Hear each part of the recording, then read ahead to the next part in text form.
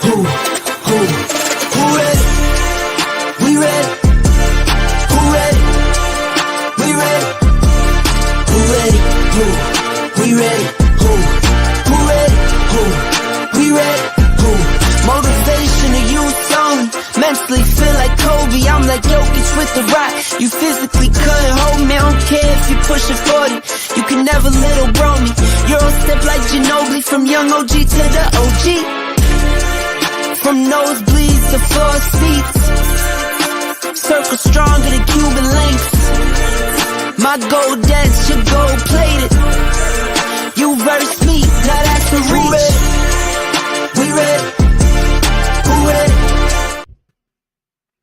Good evening, everyone. Welcome to another edition of the One-on-One Sports Show here on the BMU Network. Good to have you guys with us on this Wednesday, on the penultimate day before the start of the 2024-25 NFL season.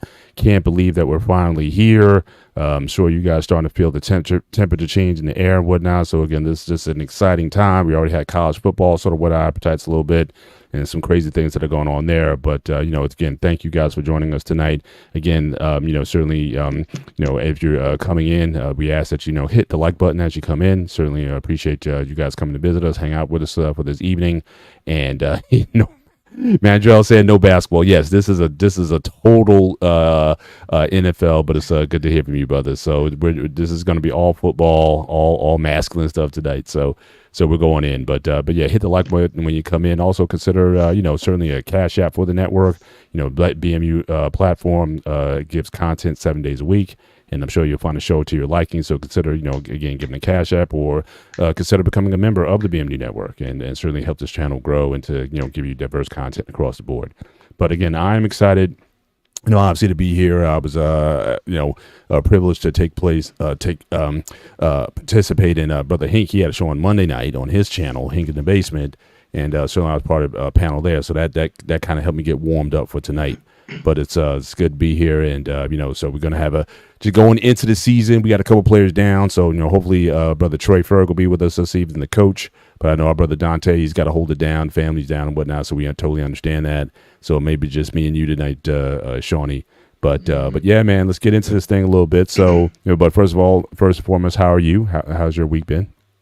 Everything good, man. I was actually able to go see the fam this past weekend. Made the drive back down to Houston, so they doing good. I'm over here doing I'm coordinating my mom's side of the family reunion, so I've been busy. Oh, okay. With all that. So, okay. You keep the family tree too, or no? Do you keep the family tree? Nah. Okay.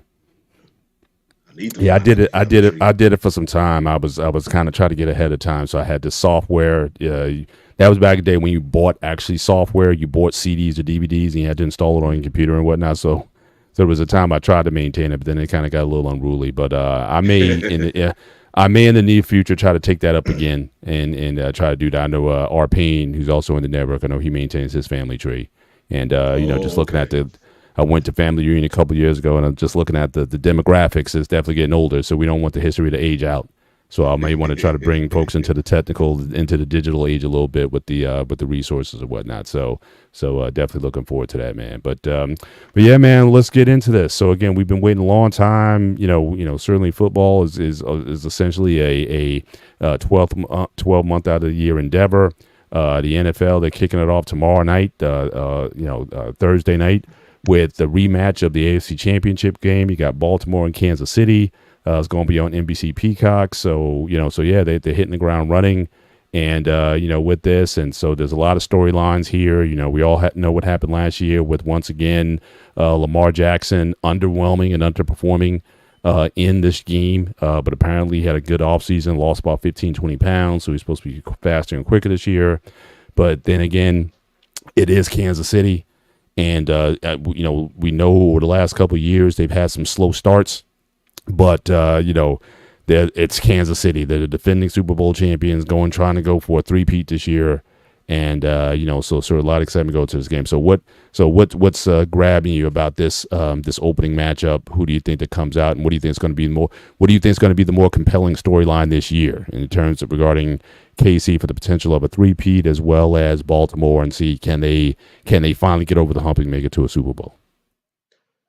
Well, to me, I think Baltimore is going to come back just a slight upgrade than how they were last year, because they already had a good running game last year. Right. Now it's just, you will ideally like for Henry to do more running instead of for Jackson. Right. But I don't really see no chance for them offensively, besides the fact that they're going to have a healthy Mark Andrews from the start. The biggest thing I'm looking at for them, of course, I want to see how Derrick Henry fits in with this offense. But they lost some key defenders on there. Including one of their main middle linebackers to us.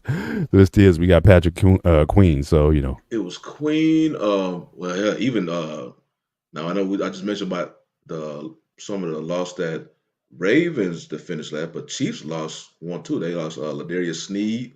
He was huge for them because it's just Patrick Mahomes and Travis Kelce. They got a lot of the attention last year when they won the rings, but they both rolled the backs of the defense last year.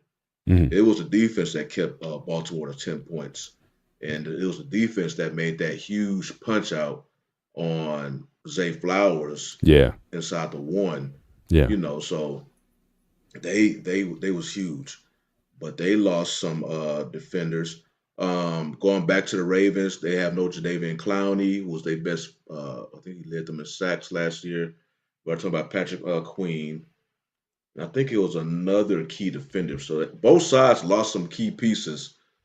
It's like they sacrificed some key pieces on the defense for the offensive side.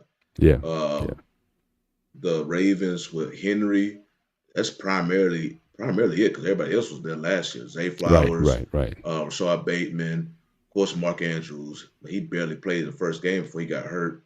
Now the Chiefs, it looked like they kind of restocked up on some speed. They let go of Kadarius Toney, which was basically long overdue. Right. And they still got Rashee Rice. I have no idea how the hell this dude is just beating this trouble he's in, man. I thought he was gonna be suspended. Right. He's like no discipline came to him yet. So I'm like, hey, okay. Xavier Worthy, that's going to be his new weapon, everybody, because he got the fastest time at the combine. And they brought back Juju Smith-Schuster. Right. So they kind of revamped their receiving positions most definitely. But that was a total letdown for them last year. I mean, Mahomes was getting them the ball, but they just kept dropping left and right. Correct. A lot of it was by Very Tony. much so. Which just makes it even more demoralizing in that, okay, but it's like they tend to turn on at the right time. It's almost, and now, because the talk of them going for a three-peat, I mean, it wouldn't surprise me if in the first 6 games they're 3-3 or possibly 3-4 and just start to turn it on. Because there's no one in the West that's really scaring me right now. I know San Diego's retooling. They got the new coach and whatnot. The Colts don't necessarily scare too much. Denver, I think that's going to be a rebuilding. I know that they have a rookie quarterback in Bo Nix. So I'm not expecting it. So, I mean, they should be the prohibitive favorites to win the West. And so I just think, their thing is let's just get to the season relatively healthy, and then let's roll the dice in the playoffs. That seems to be the formula the last 2 years, and it seemed to work. And so I mean, I think they're a live dog. They're going to be a live dog all year, unless there's a major catastrophic injury that's going to keep them out. They tend to have been avoid within their 3 Super Bowls. They somehow just been avoiding this injury bug while other teams been catching it. Well, they carry them. I mean, like Patrick Mahomes 2 years ago, that ankle was shot. Yeah, and he still ran at the right time in the Cincinnati game, in the game against the Eagles. Again, he is this era's, what you want to call him, Brady or whatever you want to call him. He's the icon of this era. He's the icon at this point, and until someone can prove that they can overtake him, I got to take him versus the field. If it's close, they squeak in at 10-7. I got to still take those guys over the field because he's burned me 2 years in a row already. So I don't know. I know the luck has got to run at it sometime, but I'm just not sure where this goes. But I agree with you regarding Baltimore in terms of focus a little bit more on the offensive side of the ball, and so it wouldn't surprise me again if they win this game early on. So I think Kansas City. I think they're going to have, just like last year, they're going to have a relatively slow start. Because Mahomes got to get the new connection with new receivers. That's correct. That's correct. That's correct. Baltimore, and these days, just coming back. And these days, I mean, no one's really doing preseason anymore. I mean, I got a feeling next year they're just going to go to 18 games, man, because preseason you're resting most of your vets anyway, and it's just not even worthwhile. It's not a great fan experience for the fans. So I can definitely see them going in another direction there with going to 18 games next year. But the line for the game, Kansas City is the underdog. Actually, they're over/under. They're in Kansas City, but it's Kansas City -3, and the over/under is 47.5. So, so definitely, certainly a good game to certainly to kick off the season with. We got another quarterback matchup. So again, NFL, they're going to like a 5-day-a-week schedule. Seems like. So we're opening up on Thursday night. Well, before you get to those, how do you feel about that? Because I think. With me, what made the NFL so great in the years past is really only had, before it was only 2 days, Sunday and Monday. And then, here come Thursday. You got to get used to Thursday. Now it's just kind of, you kind of, it feels like they kind of approaching the realm of oversaturating just a little bit because you're getting greedy. You want to have this game, this game, this game, this game. You already pissed the NBA off because you're having games on Christmas.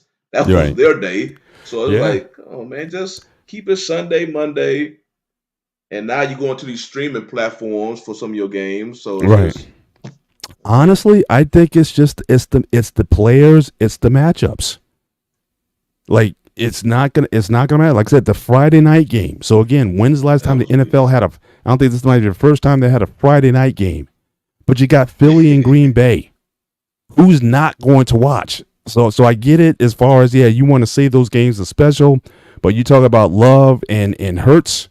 That's almost like some Love Hurts, right? so you got these guys, both have something to prove. I mean, I think certainly Love had a breakout season. I've been hyping him up last year. I was certainly on the bandwagon. I'm not jumping off anytime soon. We'll see if he makes that next leap in certainly his development.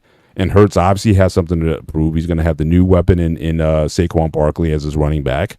So these guys, I think last year ended bittersweet as it always does for everybody. But I think certainly for these guys, they're definitely looking to make a statement. I see just in the NFC North, I honestly can't see anyone beating Green Bay. I mean, I think the Bears. I know all the hype with Caleb Williams and whatnot, but I Detroit. We'll That's see. A team that. They should have. I know it's the NFL. I think they're gonna be right there. I was still a little bit surprised by Detroit last year. The quarterback play. I thought Jared Goff. I thought he played better than I thought he would. But again, you saw in the championship game where they just kind of totally went away from what they were. They would have kept running the ball. They would have. That would have been it for them. But I think again, if Love takes that next level in development, they're going to be battling right there for the division lead this year. So again, major watch. I think he's definitely on my list of like, because I was thinking about the show and I was thinking about, okay, well, who are going to be the quarterbacks that are going to take that step, that either they're going to improve drastically over last year. Again, a lot of guys got stuff to prove. You got Dak in Dallas, didn't get his contract extension, so he's going to be motivated to play. You got the questions about Lamar. Again, will Mahomes three-peat? You have all these rookies started with Caleb Williams. You got Jaden Daniels, and so again, this is a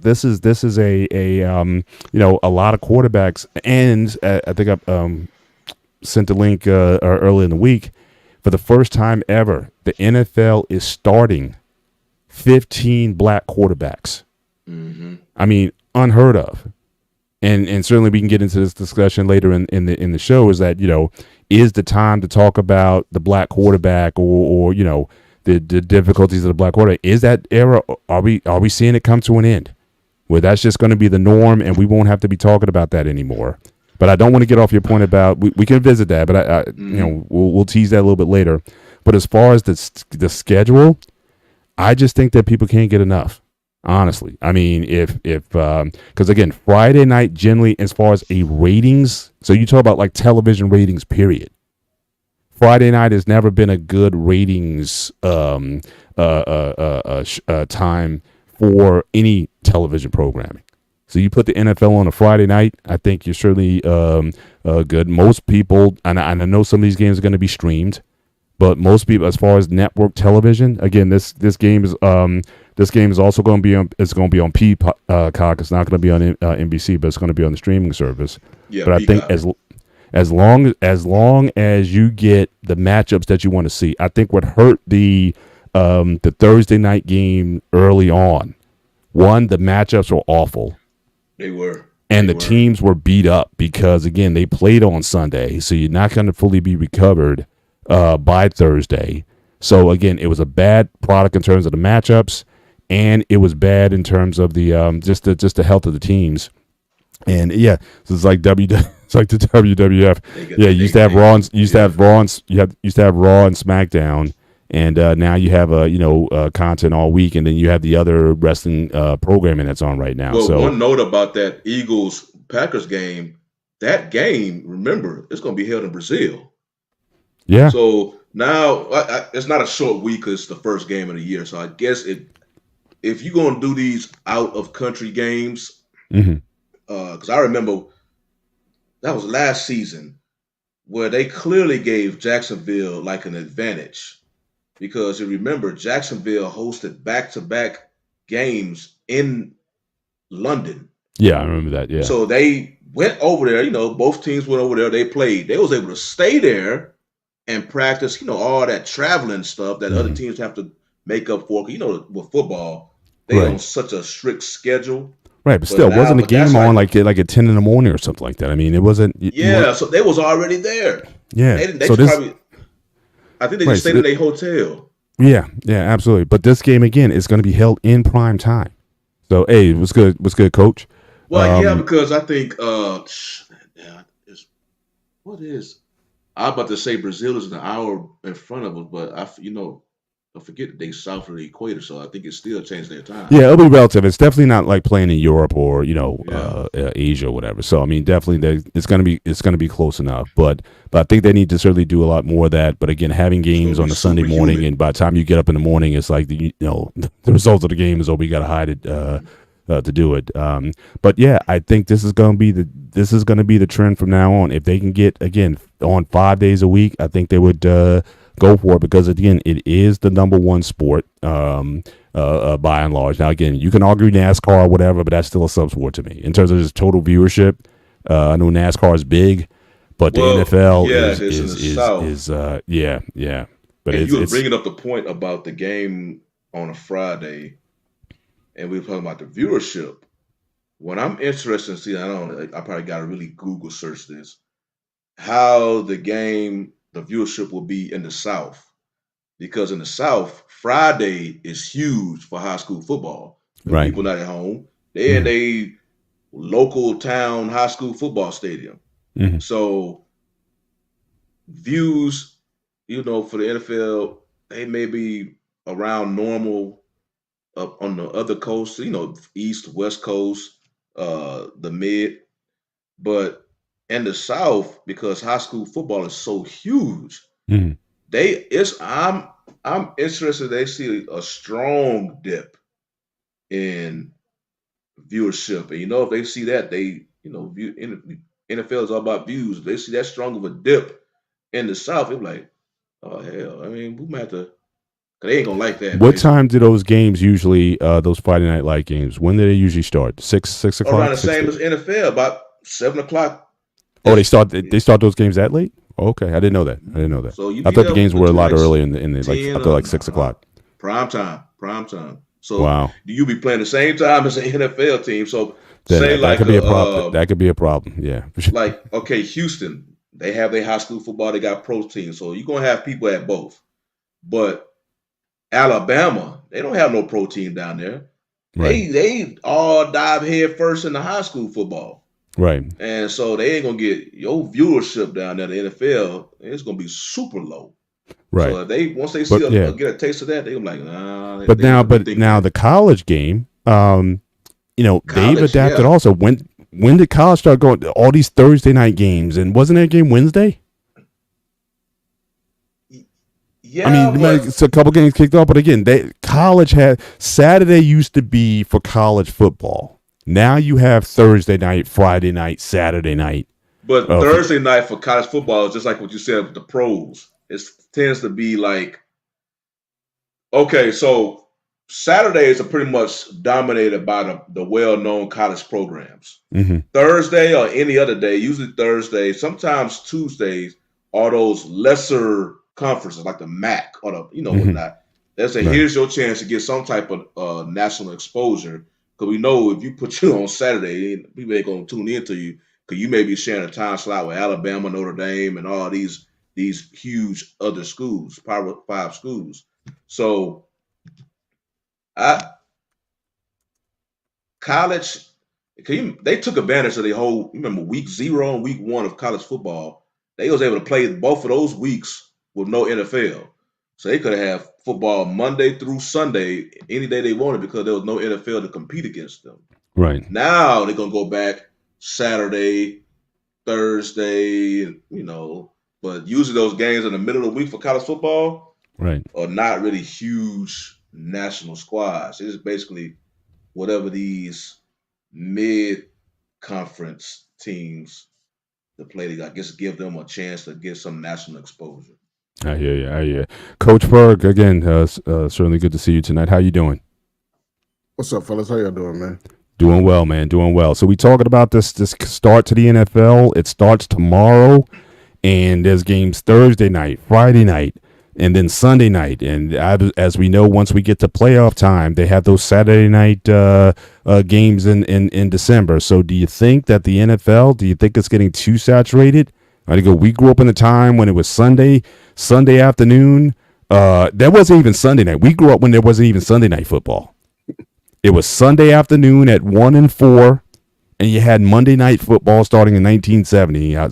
So that was it. So Sunday night football, and I think it was like TNT or TBS, one of those channels started with that, and then I think ESPN did it as well.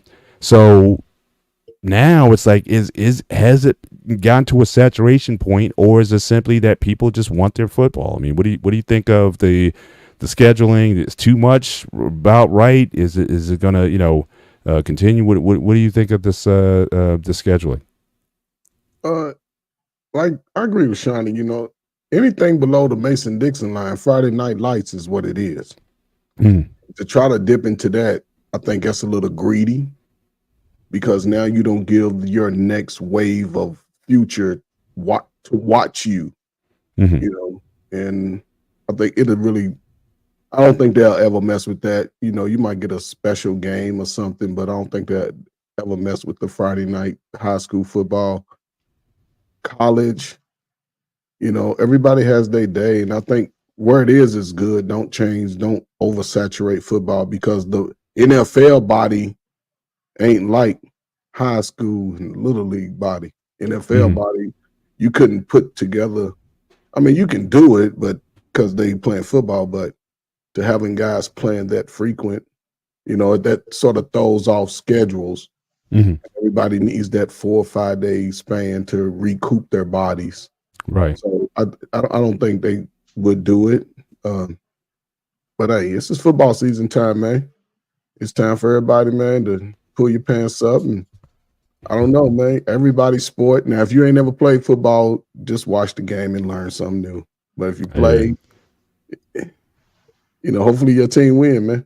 It's gonna be. I think it's gonna be a lot of good football, though. I think as long as the quality is good, like I was saying earlier, just before you got on, the only thing that hurt the Thursday night product was the matchups. They were just bad. They were sort of bottom dweller teams that nobody wanted to watch. And again, everyone was beat up from Sunday.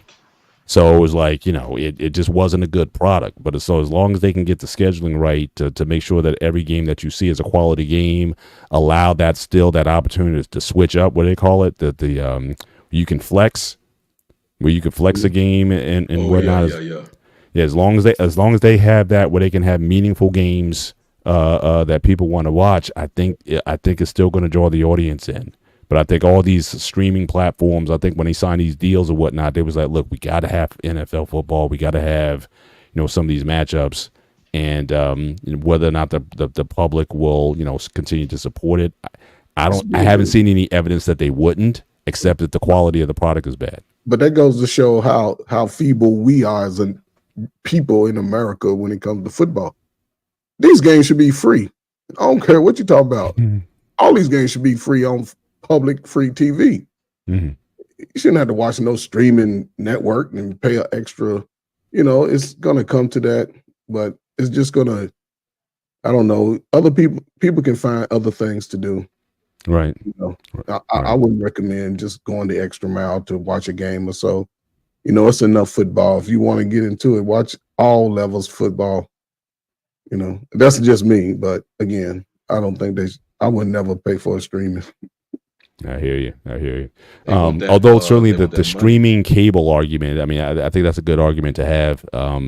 Because again, you were playing cable or satellite, you were spending $150, especially if you want the sports package or whatnot. So if you could just get a couple of those platforms for $15 a month or whatever. Now the problem is people don't watch oftentimes how many streaming apps that they get. So by the time you add it all up, YouTube TV is $72. I pay YouTube TV. The only reason I use that is because it allows for multi-streams. Like, so I got three. You can have 3 different streams independently. So if my wife is watching something, NFL ticket with that?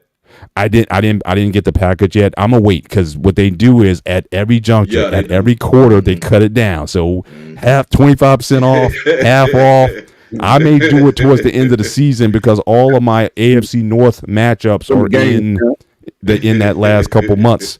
So I may pick it up then when it's like half the cost. Yeah, you know what I'm saying? So you just keep an eye on that. Prices go down every quarter down. Absolutely. Okay, and plus the Steelers, I mean, they're going to be like on 4 or 5 national games this year anyway. It's like I rarely miss a Steelers game simply because everybody wants them on Monday. They're going to do at least a couple Monday night games. They're going to do a Thursday night game. They're going to do a Sunday night game. So I don't miss a lot of Steelers games. I usually catch at least half of them without having to pay anything. Yeah. And then if I want something else, then I'll go and get that. But yeah, guys. So one of the points that I had raised earlier, Trey, before you got on, was for the first time in NFL history, we're going into this season with 15 black starting quarterbacks. So now the question is, are we coming to a point where we're ending the conversation? As far as the black quarterback can we put that discussion to rest? We grew up in the time when blacks weren't qualified, so to speak. We didn't have the mental capacity to learn the plays and everything. But are we getting to a point now where that argument is dying out at the NFL level? What do you guys think about that? Or do you still think that there's some mountains? Patrick Mahomes, we claim him, okay? So I'm just saying. So back-to-back Super Bowls, going for the 3-peat, so we could be saying the greatest quarterback ever is a black QB. And so where do you guys stand on the black QB conversation? Is it still something to be had, or do I maybe need to switch our emphasis maybe to the GM and in the coaching ranks? But as far as the QB, is it settled? Do you think at this point, Coach? What do you think? Let's go first. Yeah, I definitely think it's set. Listen, I've been all for the black quarterback in the NFL since I was 7 years old. Mm-hmm.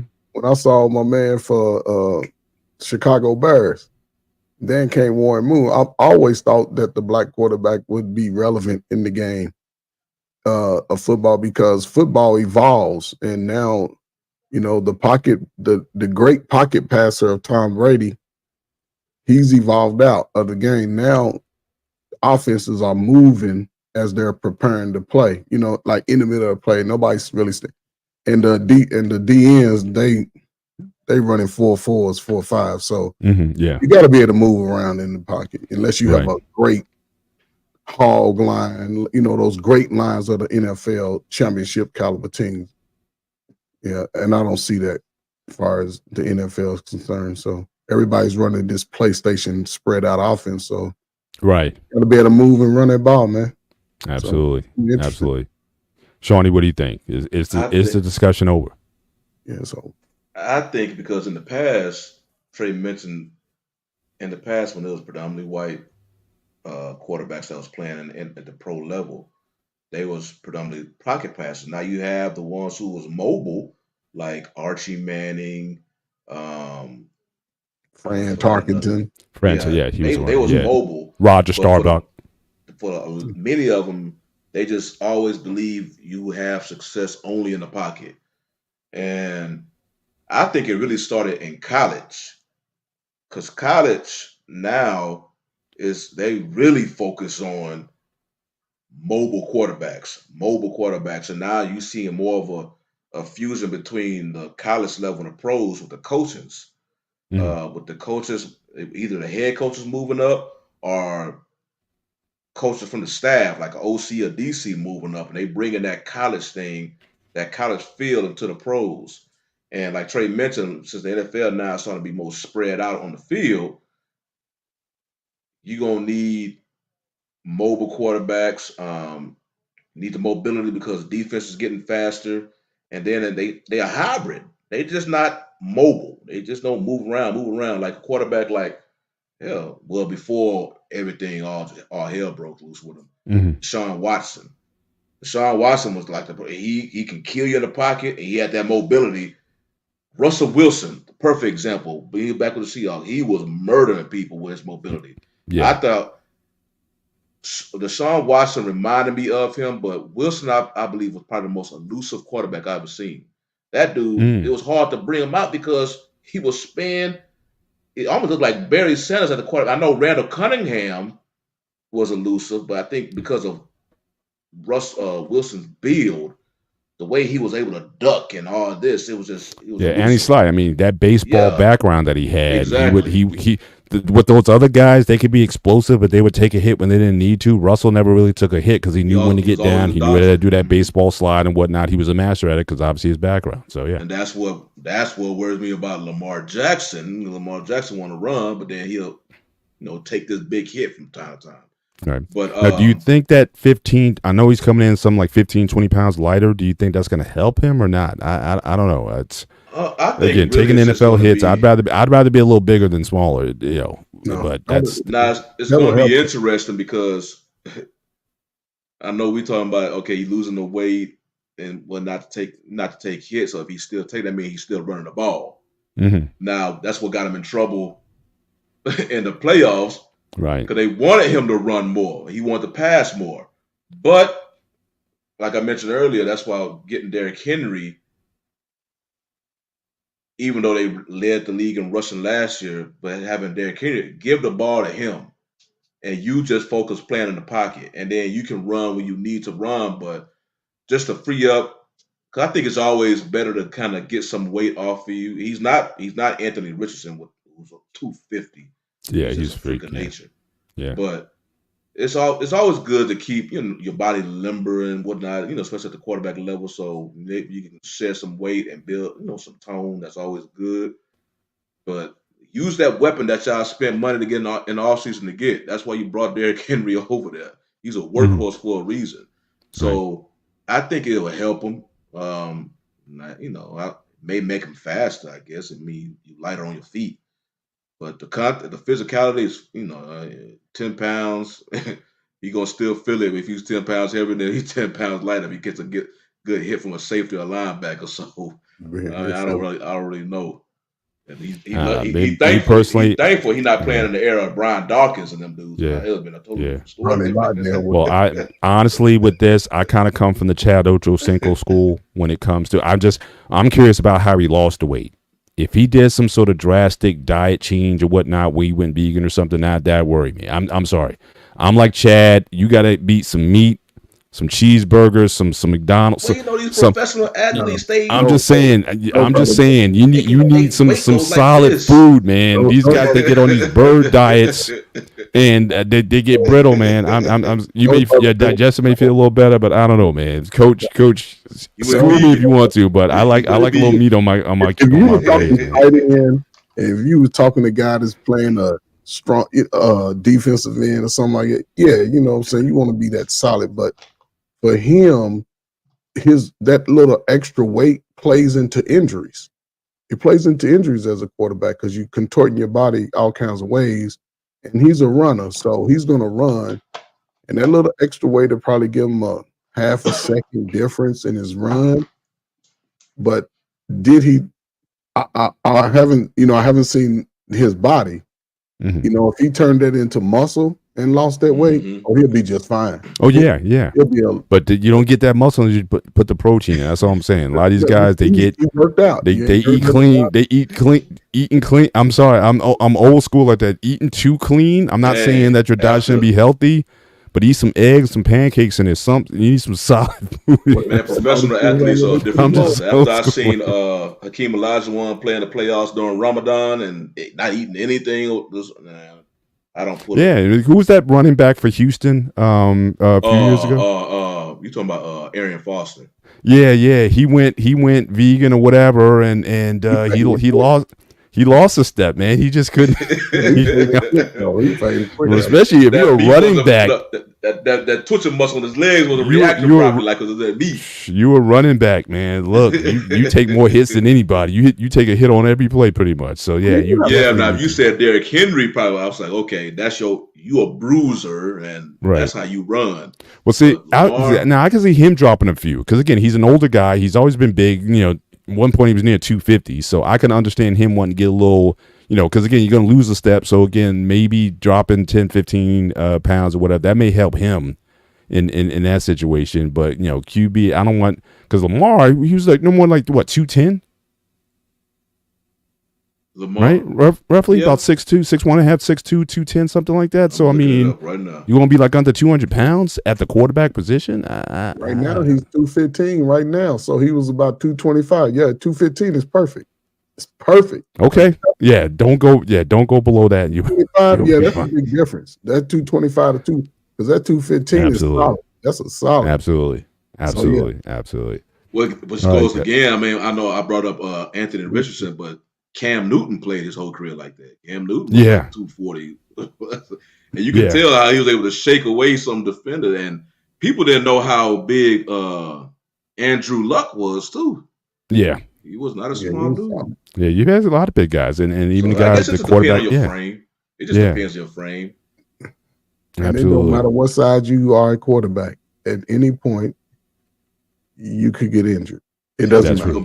Quarterback, it doesn't matter. D lineman. That's true. Although stealing with Ben Roethlisberger, it was fun back in the day when he would be able to shake those guys off him. Though he wasn't the most mobile guy, but he can shake a guy off. I think when you're young, size is cool, but when you're older, I think it's wise to kind of shed some pounds here and there.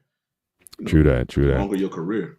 He just stopped hanging at the club. That's all he did was stop hanging at the club, drinking a little alcohol. He just cut down. Who was that, Ben? Lamar Jackson. He just stopped. He just chilled out and trained. He just trained all summer, and when you train all summer, it's gonna slim you down. So. Well, yeah, and I think it was humbling because I think they certainly had all that momentum. They destroyed San Francisco a couple of games, before the playoff season. So I think they were, prohibitive. And again, Kansas City, they had another gear where they just sort of turned it on. But I think that would have to be his most heartbreaking year. Not getting to the Super Bowl when they had every capability of doing so.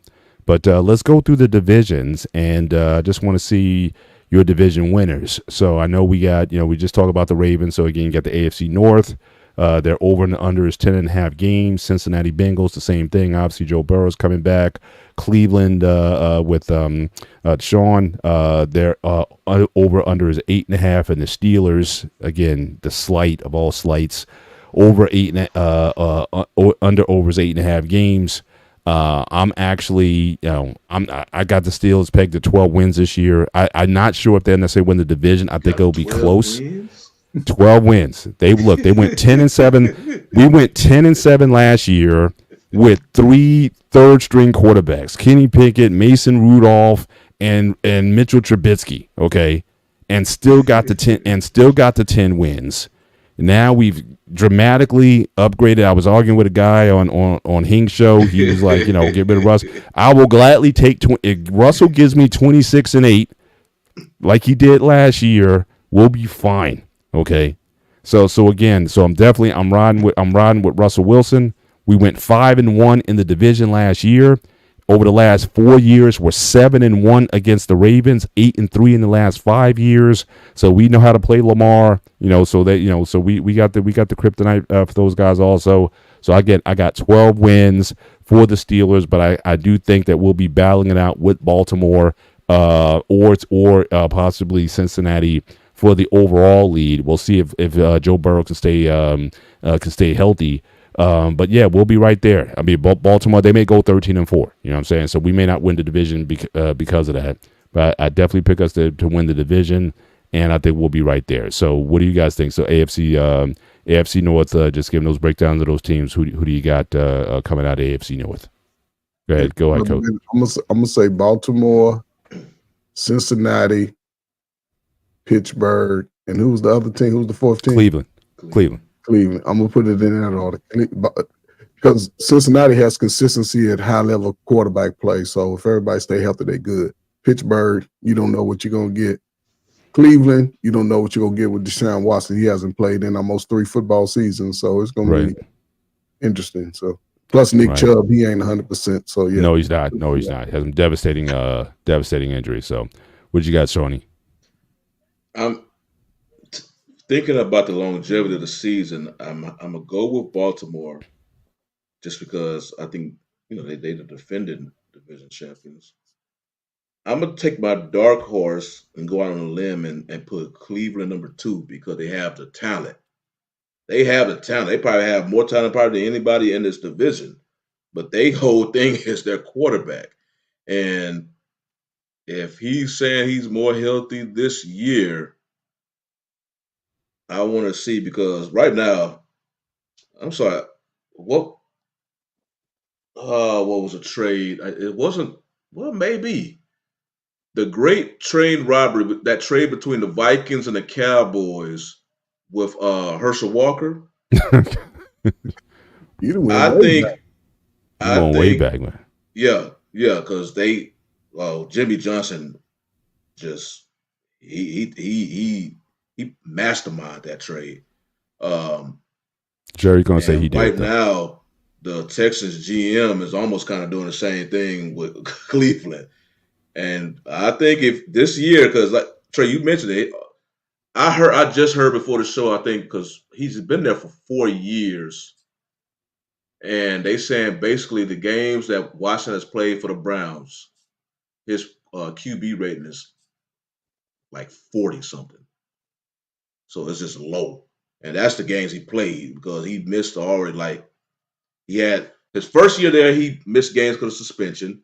Then when he finally came back, he got injured, played a little bit before he got injured again. So that's why I'm putting the pressure on Cleveland right now, because this dude is generally about to go down as probably the worst trade of NFL history.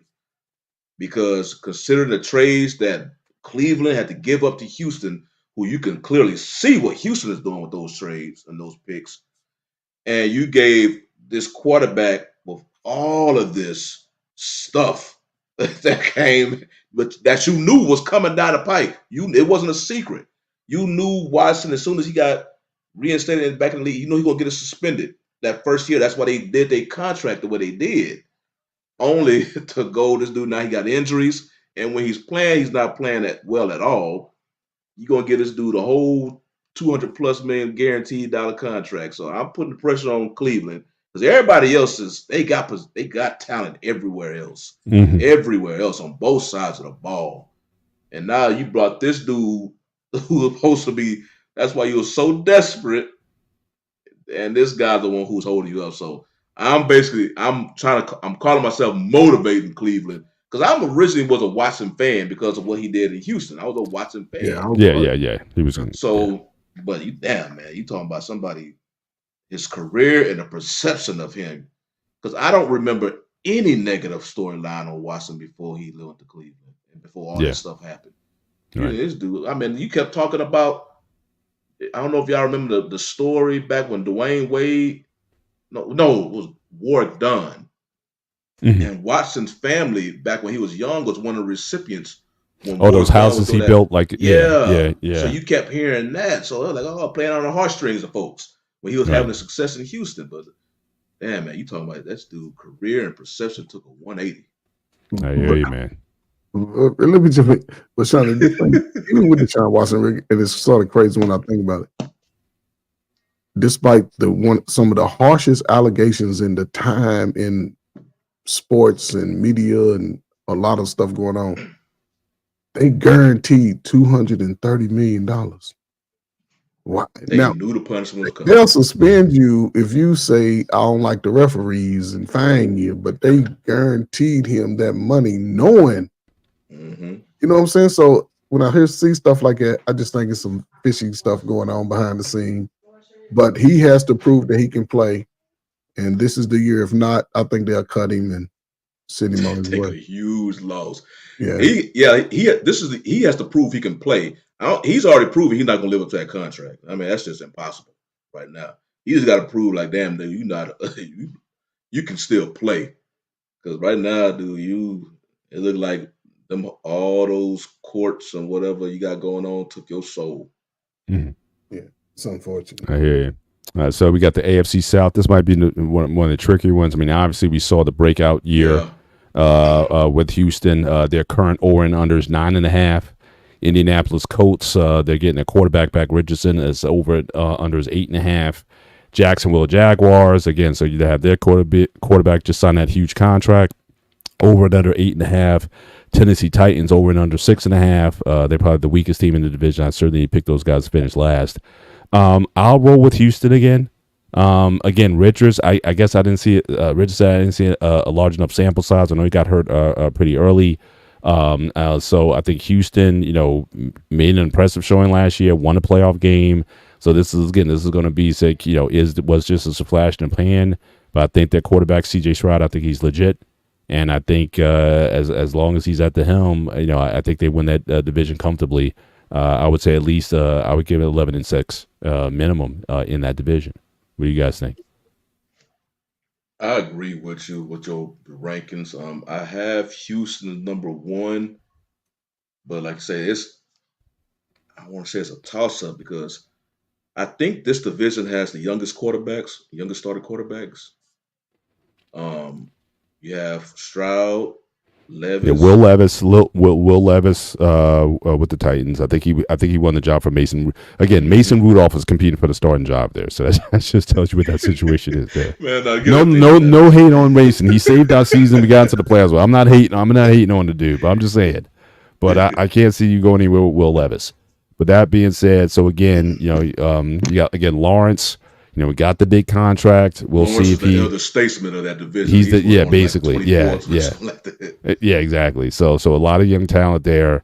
But I think Stroud, just the momentum that they're coming to the next season with, I just think they, I can't see them really being a contest in that division. Indianapolis Colts, I think they just barely missed the playoffs last year, right? Because I remember going to that last game. They could have got in if we lost or something like that. So again, they were right there at the end. Yeah, and they didn't have the quarterback. Minshew overthrew the ball. No, he dropped it. Dropped on a wheel route. Yep. Right.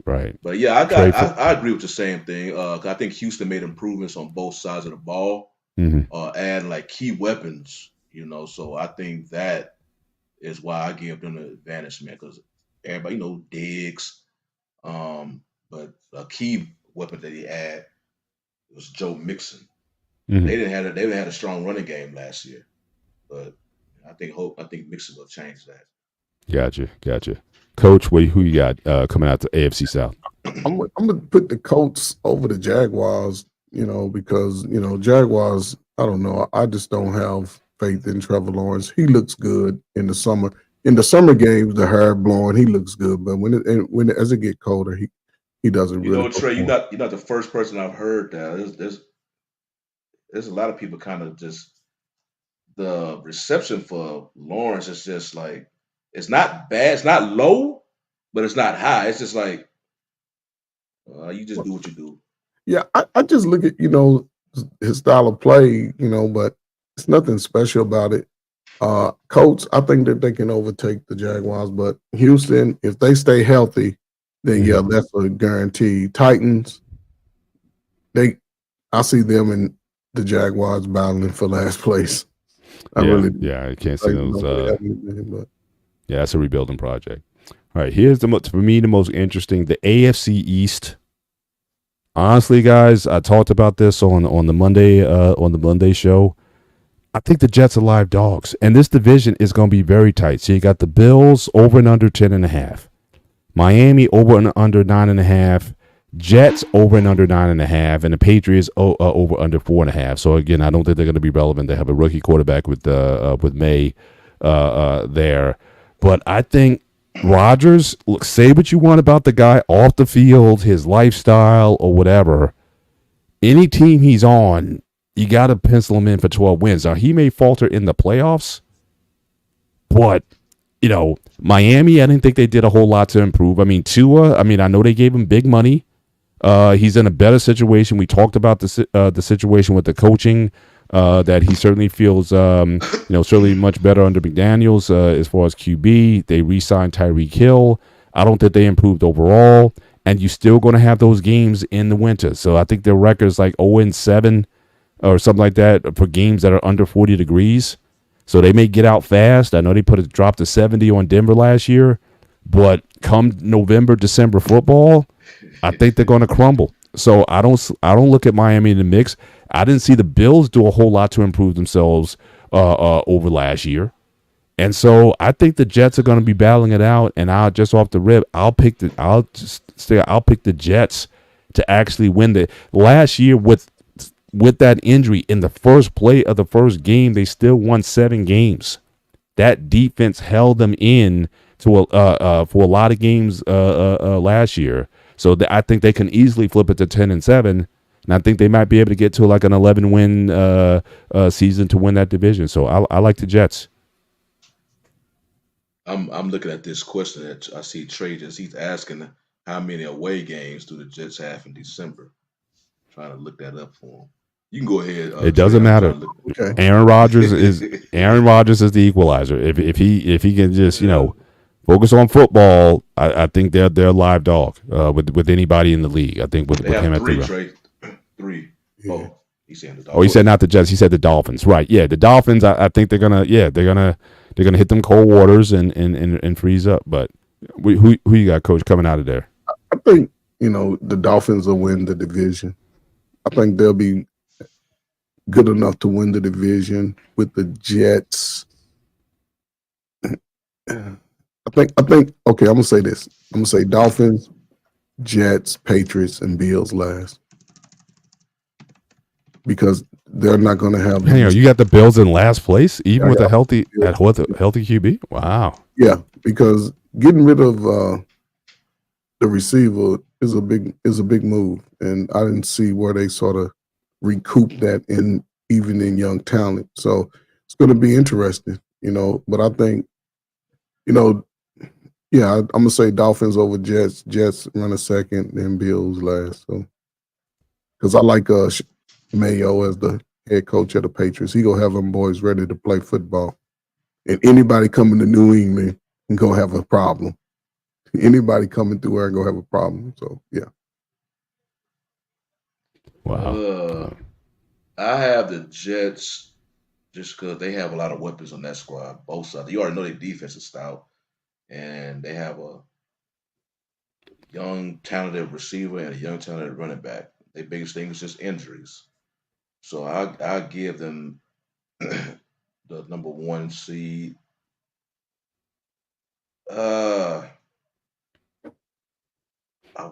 If they still had Diggs, I'll put Buffalo as number 2, but I just don't know.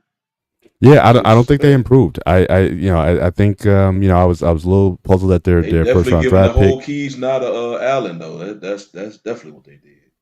Yeah.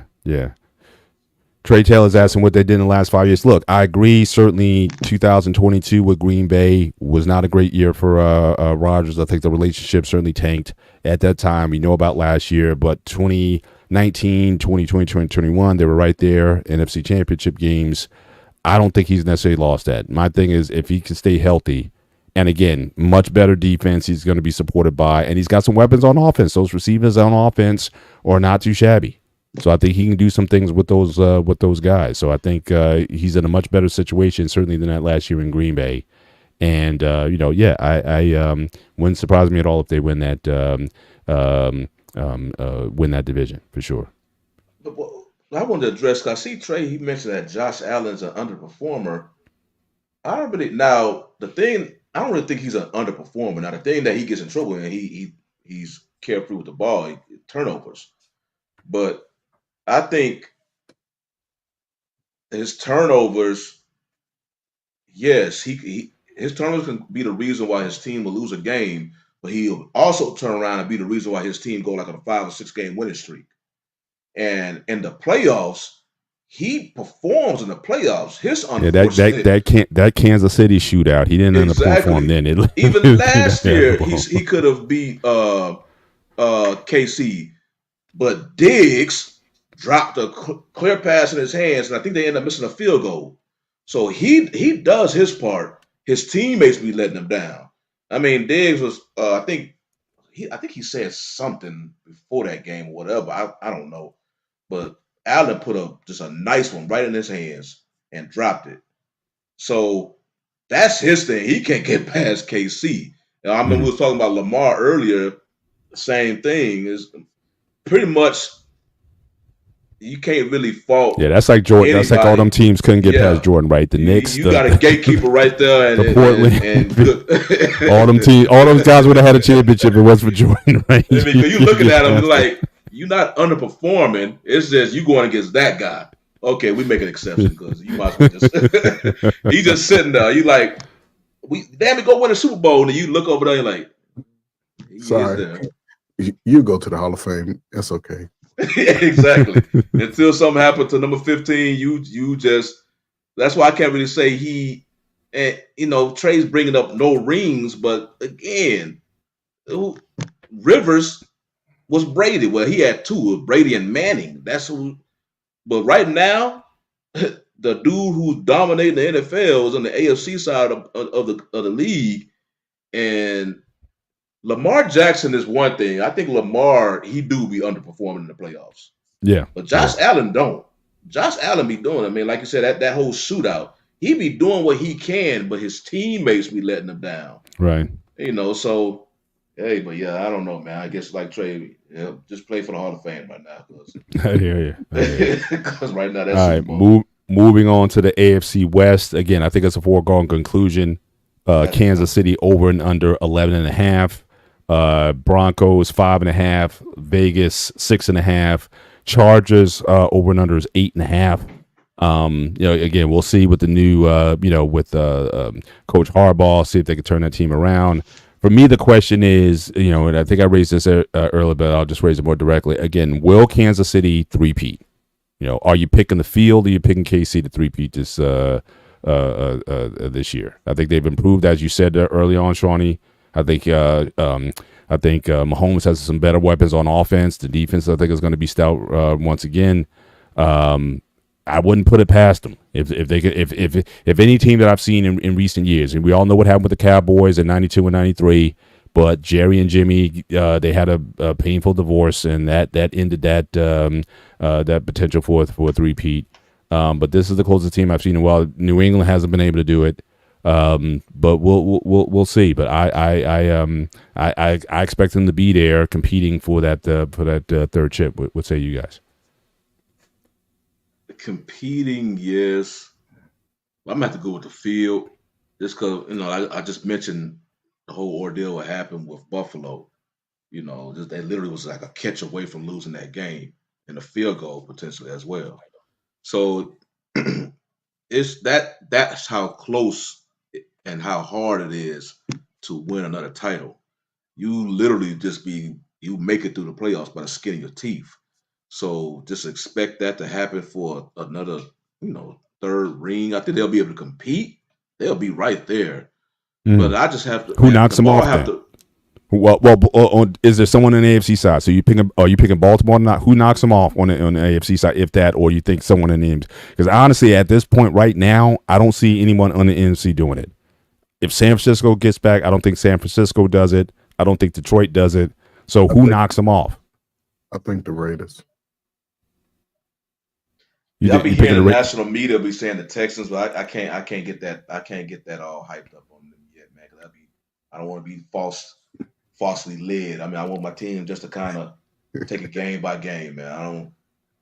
I think Trey's stretching. I can't see Texans. Nah, I don't think they're making that kind of. I don't think they're making that kind of. I would have said the Bills, but they don't have Diggs anymore. Because the Bills, it was right there. Yeah. Maybe the Bengals.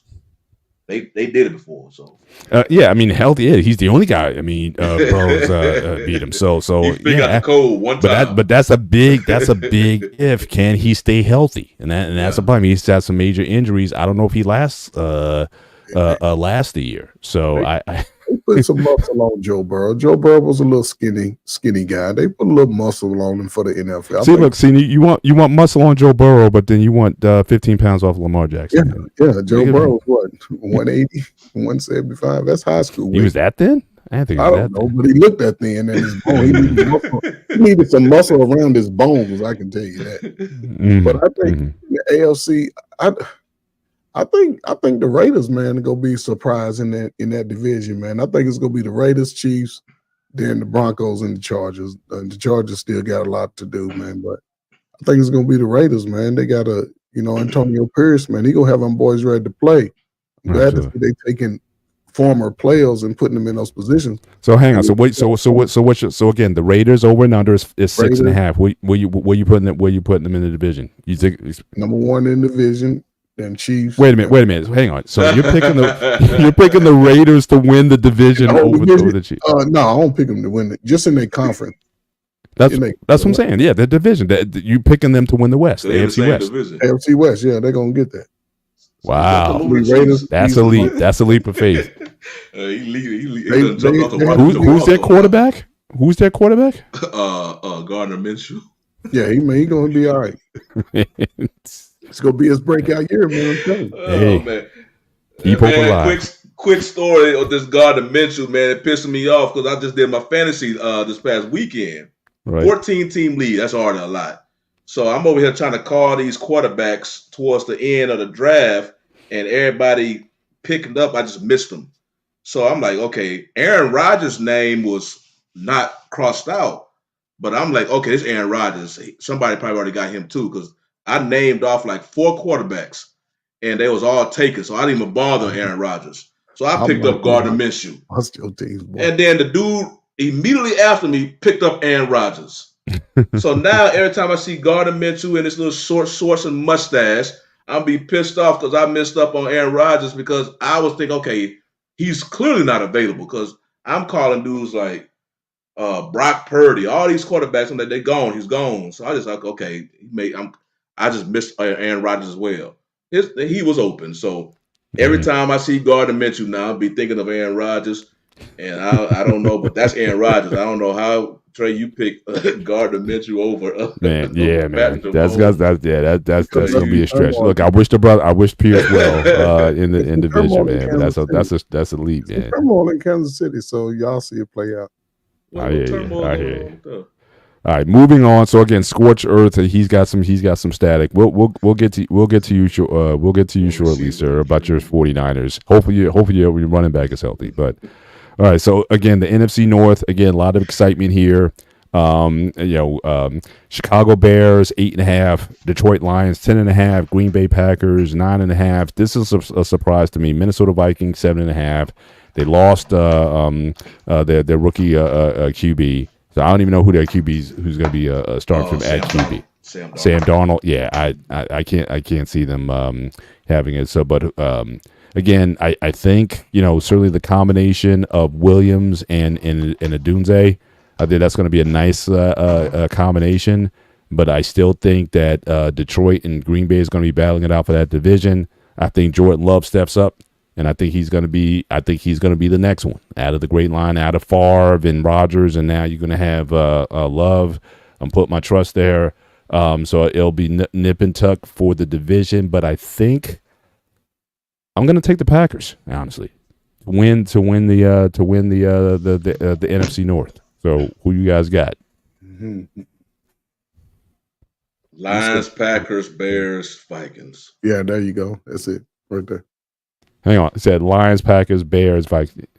Okay, so Bears third place. Okay, I hear that. Coach, who you got? Yeah, I agree with Shawnee. Same exact order. Okay, all right.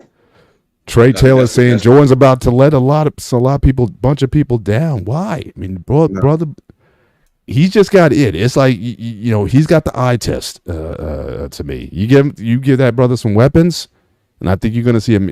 I think you're going to see it. So it's like him and Stroud. As far as that second year leap, I expect both of them to really take that leap.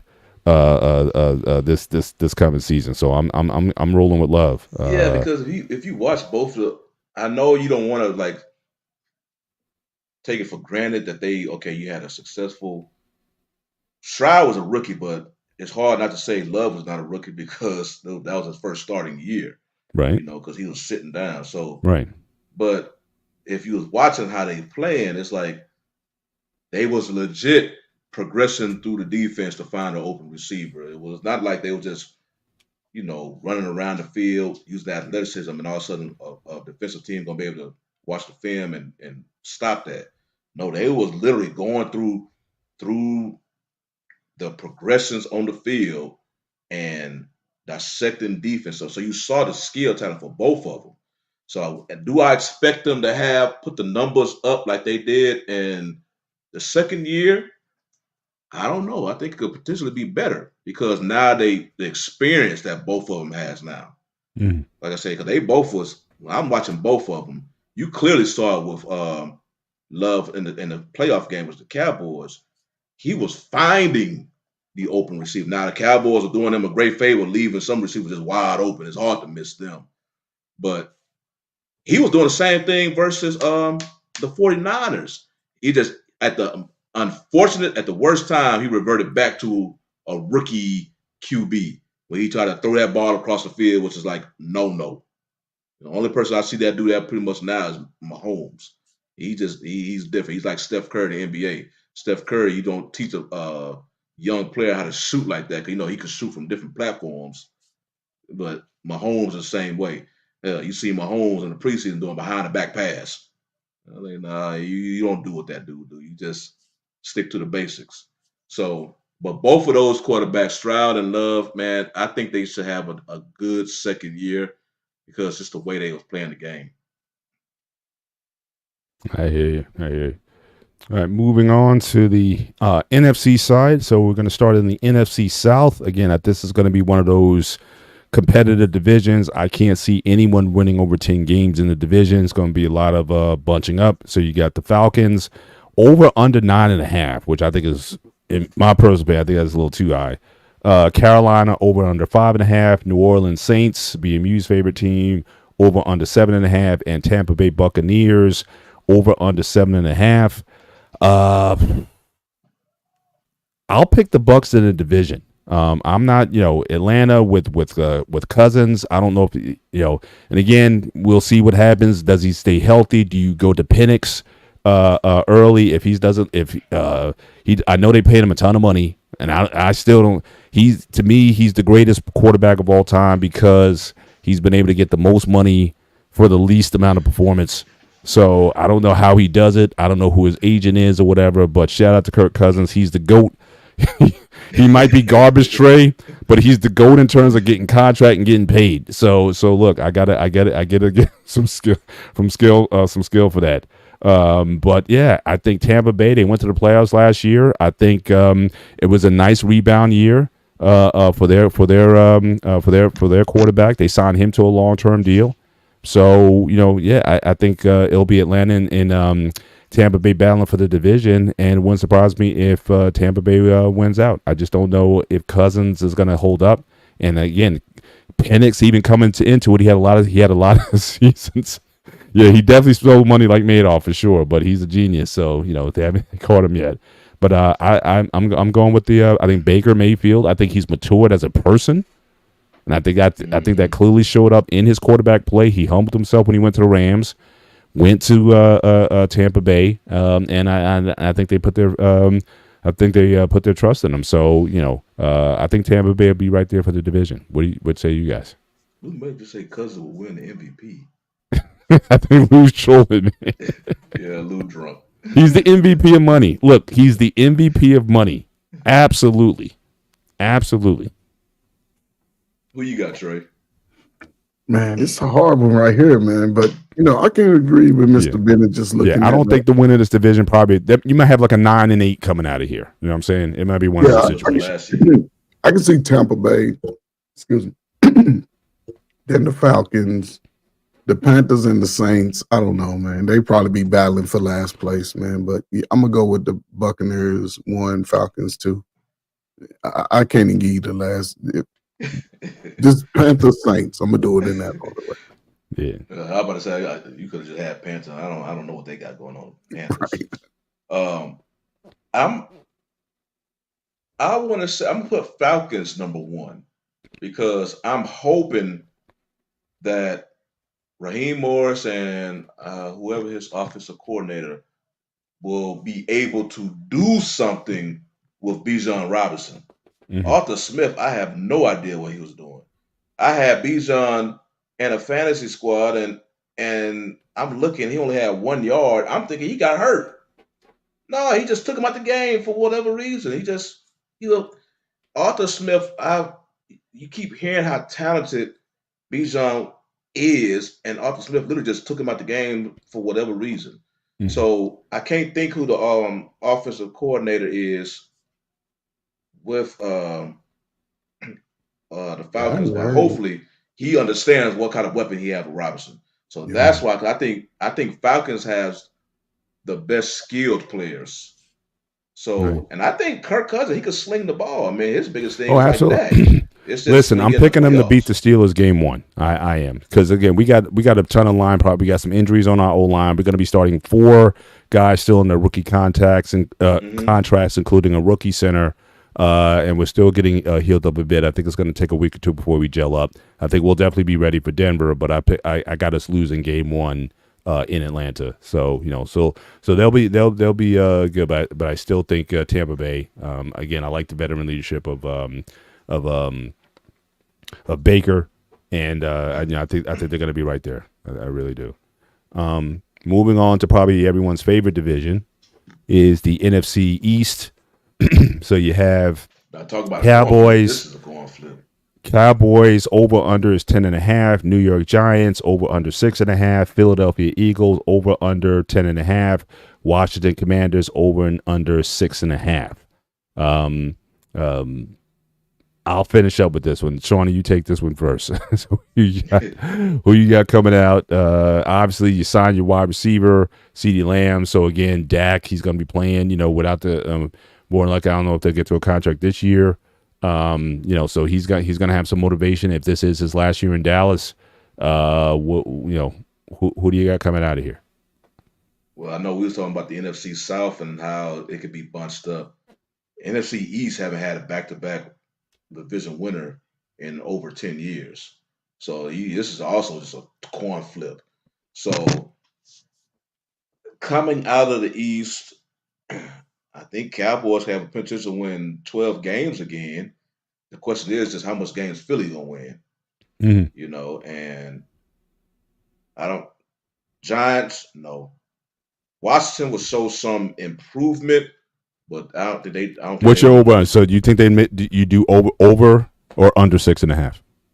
For Washington, I like them over. I'm at to go under. I think under 6.5. Yeah, because the only NFC East games they're gonna have a chance really winning is the Giants, right? Maybe but what? No, NFC division. Division games are different because they play each other twice a year, so you could damn near split them. So that may be at least 3 games, two games. I give them 2 games from the division. That's between the Cowboys and the Giants. I mean, no, for all of them, 2 games, and then I got to see the rest of the schedule. So I want to say under 6, man. I can't give them over 6. Same thing with the Giants, under 6. Yeah, definitely. I would say them. Cowboys Yeah, over 10. Eagles over 11. So I Right. guess So the to 12. Eagles. So 12. You think 12-5 or 13-4? And who wins the division? You pick the Eagles to win the division. Yeah, I think because the Cowboys is basically really just returning the same team Right. for the Okay. most So part. Eagles 13-4, Cowboys 12-5. You liking that kind of vibe? Or 11-6? Yeah. Well, no, Eagles 13-5. No, 13-4. 13-4.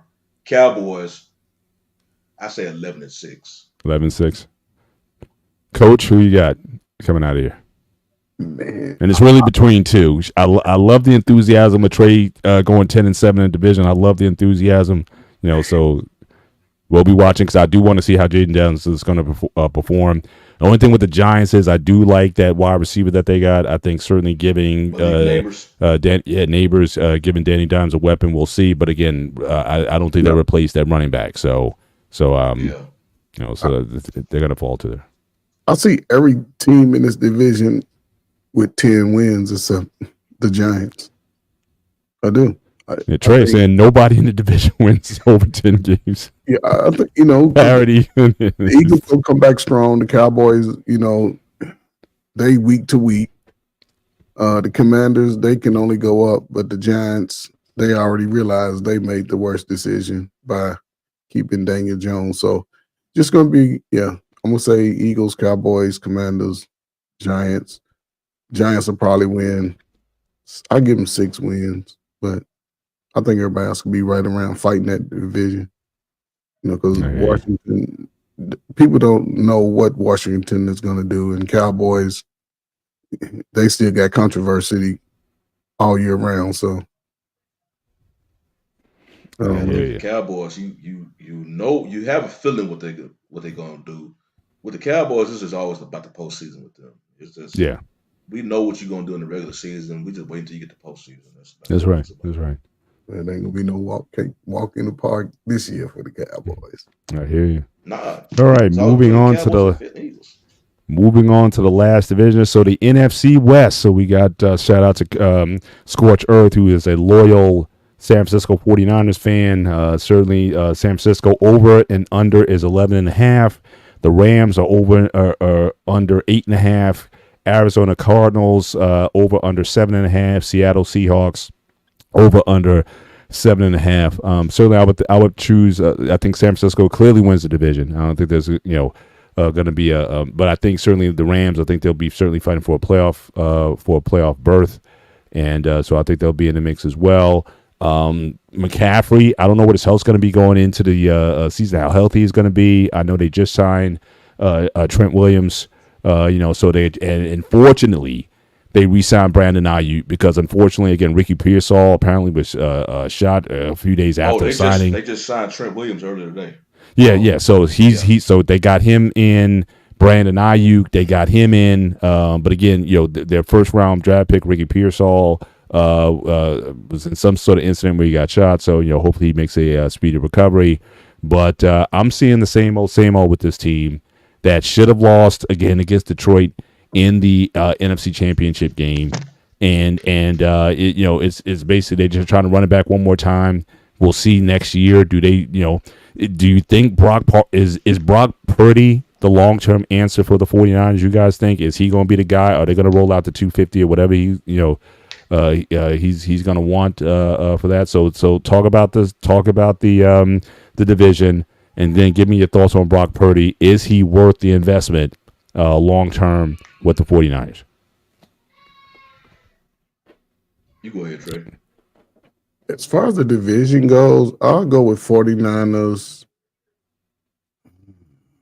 I'm gonna take the Cardinals, Rams, Seahawks in that order. I'm gonna go. I think the Cardinals have a lot to prove. I think that they're gonna play some good football. Rams, don't really know, so I'm gonna go 49ers, Cardinals, Rams, Seahawks. As far as Purdy, he's proven that he can win in the NFL, and I think they'll reward him because he has that good boy 49er image. So I think they're going to pay him because, if they win the division and go deep into the playoffs, maybe a Super Bowl again, they're definitely going to pay him top dollar. So he'll be one of the highest paid. So you think they're going to go all in? Oh yeah, they're going to go all in if they win Super Bowl. It's no doubt. No doubt. Yeah. But do you think? But he's the guy. I mean, we all hear that term, and nobody wants to hear. Right? Is he a game manager? Is he the dude, or is he just simply a game manager? It doesn't matter. If he's winning games under that system, he can be a game manager, and he's the man. It'll play both sides of that. But yeah, if they go to the Super Bowl, whether win or lose, they'll pay him. Shawnee, what you got on this? I think it was a couple of shows ago that I was talking about with the Dolphins, how Tua and Mike McDaniel basically intertwined. I think could be the same thing with the 49ers with Purdy and Shanahan, even though Shanahan has proven, several stops that he can elevate a QB. I think Purdy has saved the jobs of numerous 49er management. And I think if Purdy doesn't work out for the 49ers, of course I got 49ers, Rams, Seahawks, and Cardinals. But if Purdy does not work out with the 49ers, it will remind me of the Rams and Jared Goff. Because Jared Goff was, people were saying he was a game manager or not, but he was doing his thing with the Rams, man. They went to the Super Bowl with Goff. Yeah, they light up that game with the Chiefs early in the year. They went back and forth. They lit it up. They put up like 100 points in that game. So producing, but it was McVay just felt like there was another gear that he could not get to. But the thing about it, they was able to find a quarterback who had that gear. They was able to make a trade for. With Purdy, if he's not going to be the answer for the 49ers, I believe they're going to have to do something like that. You're going to have to go and make a big trade for an established quarterback. I would not let Purdy go for no young and unproven quarterback because Purdy is proven. At least in this offense. I don't care if you can put him on any. No, he's successful with the 49ers. He plays for the 49ers. He don't play for the Seahawks. He don't play for the Cowboys. So I think he can potentially win with the 49ers because me personally, give me a quarterback and coach combo who can get me to the Super Bowl. And I take my chances. Hopefully one game, because they was in these Super Bowls. It's just the ball didn't bounce one time. You just hope that ball will bounce. I don't see a reason why you just erase the slate clean and thinking you're going to get another quarterback who's going to easily come and fill his shoes. No, I mean, it's working with him. So give me a quarter. I'd rather keep Purdy if he can stay with Shanahan, and if you keep knocking on the door. At least you're knocking on the damn Super Bowl door. It's not like the Cowboys who we can't get to the conference championship game. He's beaten that. He went to it once. So he's getting to the Super Bowl, just knocking on the door, and then a ball bounced here and there. He could have won that game. So I think 49ers should pay Purdy because now you trying to see if the grass is green on the other side. And many times when you do that, many times it don't work unless you go for an established quarterback like the Rams. When they traded for Stafford, I don't think there was anybody say, "Oh, you just had a downgrade." Biggest thing about Stafford, he was playing for a Lions team that just wasn't supplying with anything. But you knew Stafford has the skill set, the talent to be. All he needs to be put with a team with some weapons, and you can unleash Stafford. That's exactly what happened. But I don't know.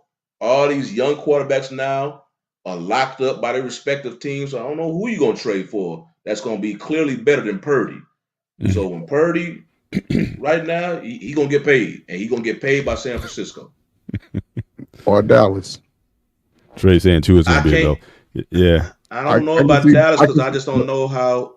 I don't know if Dallas has the offense that will have him succeed. Yeah. Right now, he matches with Shanahan. So yeah, I can see anybody going into that system being successful. Even if Dak went over to San Fran now. well, no, I can't say that. You Be see, Trey Lance. That's why I'm saying Brock Purdy saved a lot of jobs over there in San Francisco. he did. Because they gave up a boatload for Trey Lance. They did. And this dude, They absolutely did. Yep. I mean, I know. I guess if Trey Lance would have tried some success, no, it's a complicated system, and that got proven hard with the Trey Lance thing. You had the last overall pick come to do what the number 3 overall pick could not do. So I think Purdy, he's legit, and he works well with Shanahan. So if you got that combo, man, keep it. Like I said, I'd rather have a team knocking at the Super Bowl door year after year. Hopefully they'll open up for them one day instead of early playoff exits. Now, but all that being said, we talking about a Purdy who is literally playing for $1, and everybody else on the team is getting paid. So and now once he'll be motivated. He should be motivated. One way or the other. So we'll see. But speaking of that, gentlemen, as we start to wind down the show, all right. So we got our division winners. So the last 4 questions. 1, who's coming out of the conference? Who's your Super Bowl winner? And who's your offensive and defensive player of the year? MVP. Coming out the conference. So who's going to the Super Bowl? I'm gonna start. I'm not gonna go with the usuals. Let me do something. NFC. I'm gonna have the Lions. AFC. You know you're picking Kansas City. Go ahead. Don't even. Nah, I know you want to say Lamar, but you. I'm gonna go with the Baltimore because I just finished saying that 49ers are knocking on the door. Give me that team. Baltimore will be doing the same thing. Now they door is more it's more sturdy than the NFC door. That door is damn near built of adamantium, but they knocking on it. So give me. I'm gonna go some dark horse of Detroit versus Baltimore in the Super Bowl. And your winner? Because of the defense, well, I can't really say that no more because they don't got them players. Baltimore. They got a stronger defense than Detroit. Okay, so Detroit's going to be your 2024-25 Super Bowl champion. No, Baltimore. Okay. I got Baltimore if they play because Baltimore has a stronger defense. Oh, you think Baltimore? Okay, I thought you said Detroit. Okay, gotcha. And your MVP, offensive and defensive MVP? Oh, it's going to be. So it's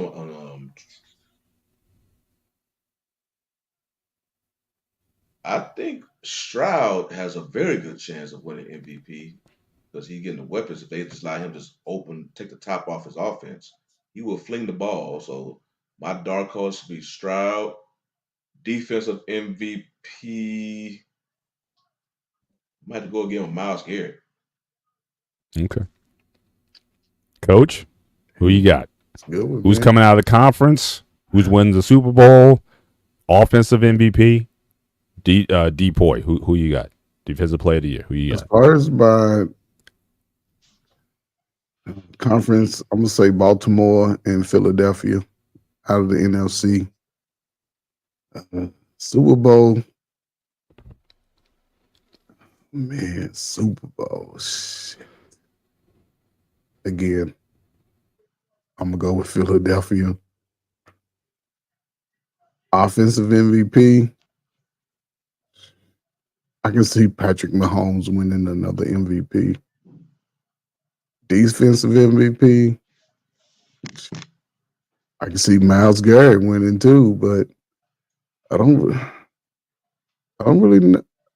know too many defense. A lot of them are younger guys, besides the TJ Watt. His biggest thing is just Yeah, injury. he got to stay healthy. Who should have won it last year, by the way. He got to stay healthy. So, yeah, I can just go with that right there. But I think Philadelphia has something to prove because they've been there consistently, but they never finished the year. So, gotcha. I got one more question for you guys in the chat before I give mine. Rookie of the year. Offensive defense, rookie of the year. Who you got coming out? To a quarterback. Because of his weapons available, I think he's going to give him more opportunity to shine. Caleb Williams. Caleb, rookie of the year. Good one. Good one. Who you got, Coach? Rookie of the year. Well, you need a defensive rookie of the year also. Who on defense?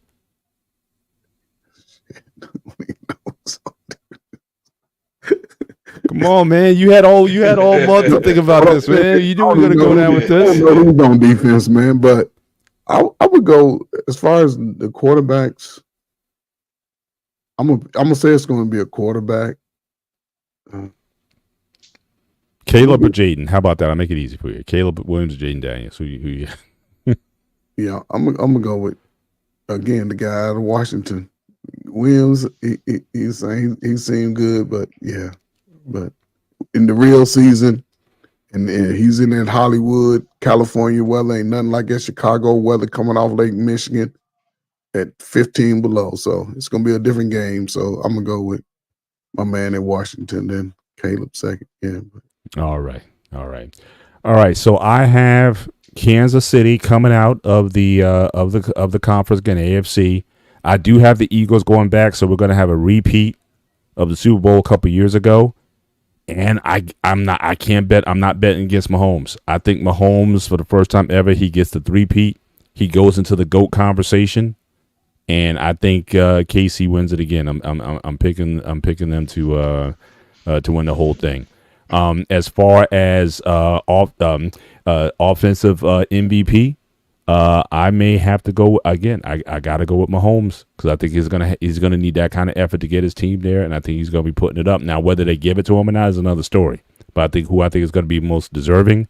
I think it's definitely going to be Mahomes. And on the defensive side, I'm taking T.J. Watt. As far as my rookie of the year, I'll go with Caleb Williams. He's going to have us get some good weapons. He's going to have a Doomsday to be thrown to up there in Chicago.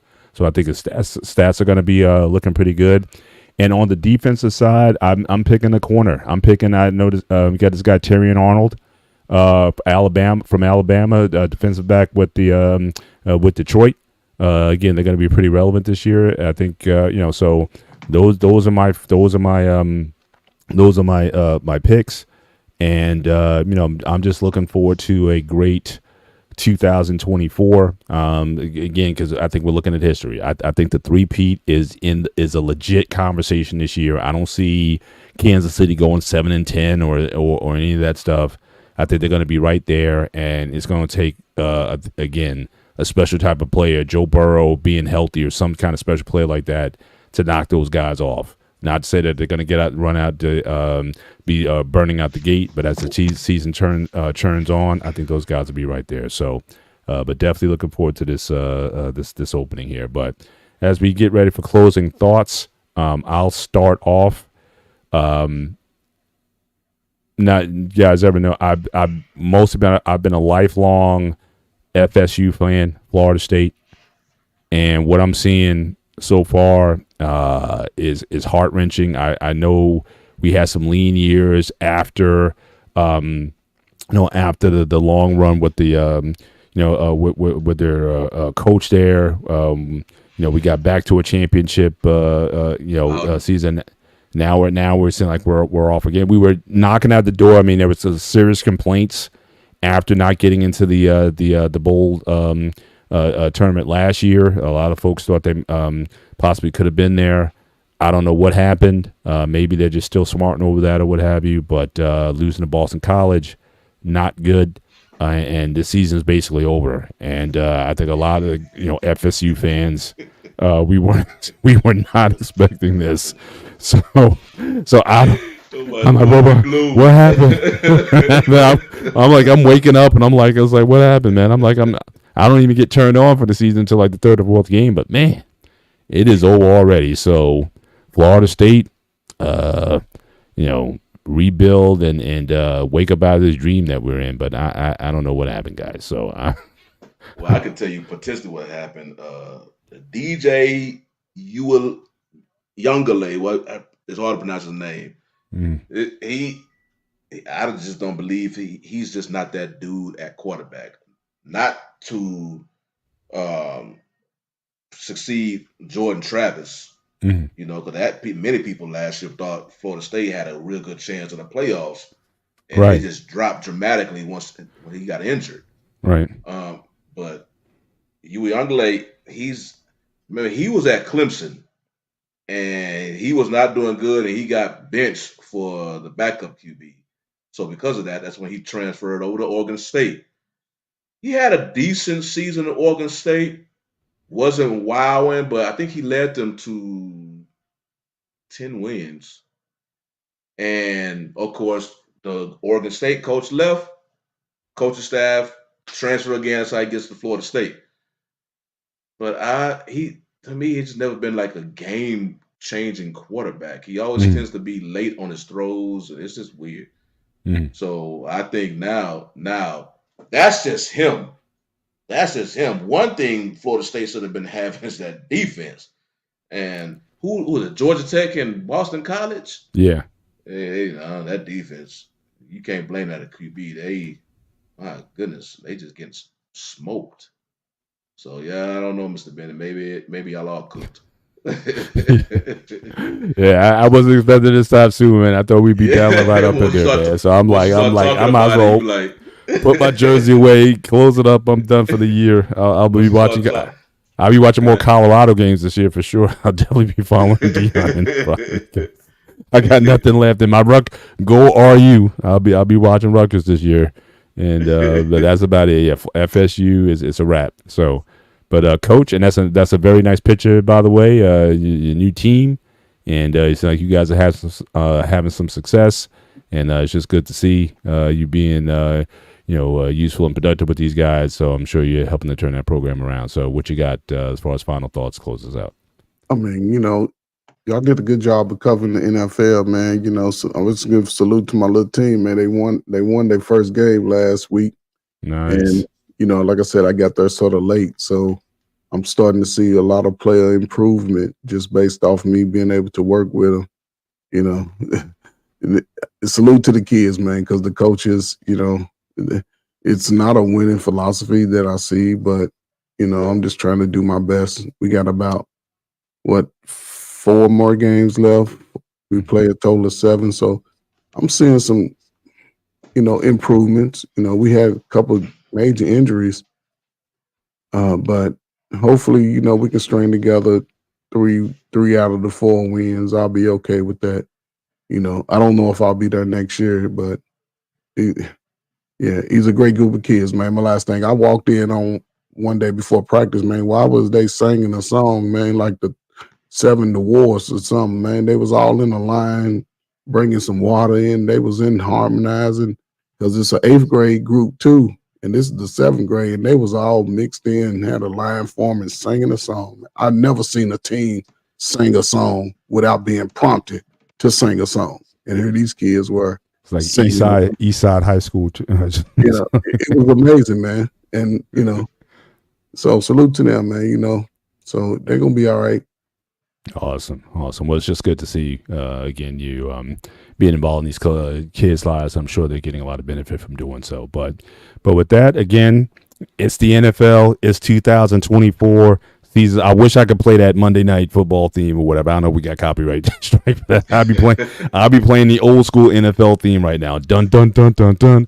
But in any event, guys, have a great, enjoy the game tomorrow night. Enjoy the season. We'll see. I know, yes, a lot of stuff going on in WNBA. Caitlin Clark might wind up the Rookie of the Year. More haterade from the women. Cheryl Swoops. I don't know what's going on in that situation, whatnot. But there's a lot of haterade going on still. I mean, like, get over it already. I mean, but it's still going on. So so we'll get into that. We'll chop that up next week. Also, we have some boxing coming up in the next few weeks. So I'll start giving some reports on the boxing. And again, as always, our brother Dante, I know you got to hold it down with the fam and everything. definitely wish you were here, and thinking about you as always. We'll certainly see you next week. I know he just stopped in for a minute, but for everyone else, again, have a great week. Enjoy your day. Be safe. Take care. God bless. We'll see you next time.